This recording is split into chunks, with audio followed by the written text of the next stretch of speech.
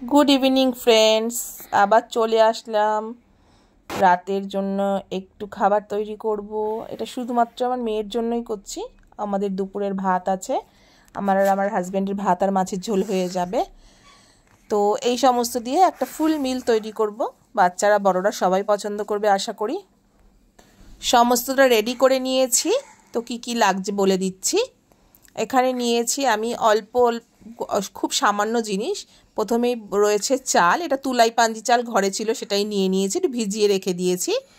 আর সাথে নিয়েছি অল্প কটা সোয়াবিন, একটা ডিম, একটু গোটা গরম মশলা, তেজপাতা, জিরে ফোড়নের জন্য, আলু, আদা, রসুন, পেঁয়াজ আর দুটো কাঁচা লঙ্কা। আমার মেয়ে যেহেতু ঝাল খায় না তাই গোটাই দিয়ে দেবো একটু ফ্লেভারের জন্য।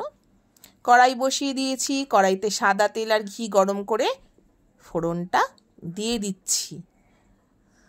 ফোড়নটা একটু হোক, তারপরে এর মধ্যে আলুটা দিয়ে দেব।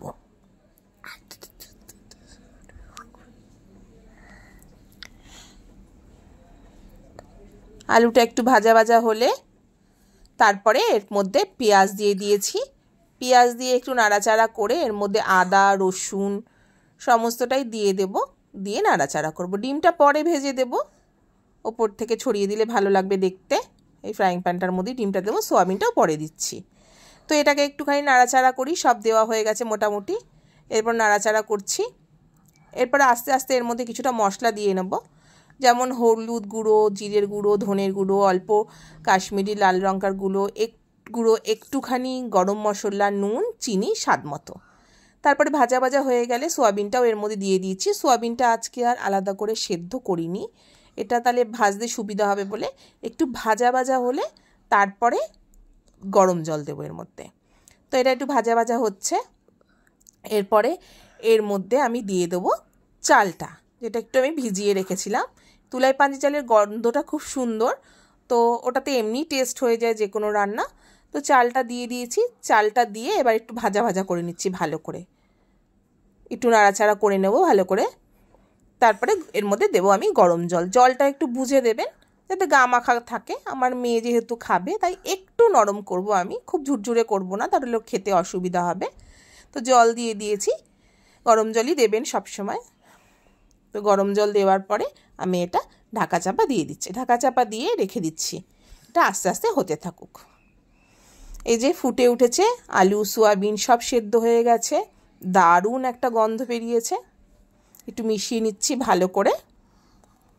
জলটা যেটুকু আছে সেটুকু ধিমে আঁচে রাখলে শুকিয়ে যাবে। পাশে আমি ডিমটাকেও ঝুড়ো করে নিয়েছি, এর ওপরে ডিমটা আমি ছড়িয়ে দেব। ডিমটা দিয়ে দিয়েছি, ডিমটা দিয়ে এবার একটু নাড়াচাড়া করে নিচ্ছি। সবটা মিশিয়ে নিলাম খুব ভালো করে।